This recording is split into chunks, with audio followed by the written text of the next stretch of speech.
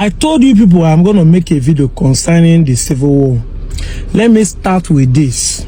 In as far as Igbos have decided to keep quiet and feel guilty, people will come and say Igbos are always playing victim card. They are the one that caused civil war. They are the one that changed Nigeria system of government. They are the one that do this thing. I'll just be laughing. Look at the evidence here. Aguyi decree wasn't the one that changed Nigerian to unitary system. It was Gowon. And if you are looking into it, see, I can list the name of people that were in the meeting.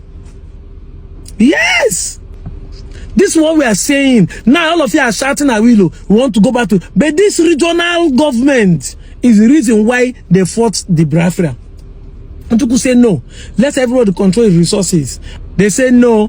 In fact, Gowon agreed in Aburi just to came back. He was convinced by Awolowo and Co. And he decided to change it. And Ojukwu said, "Oh, I'm standing on Aburi." Remember that I said Ojukwu wasn't the one that caused the war.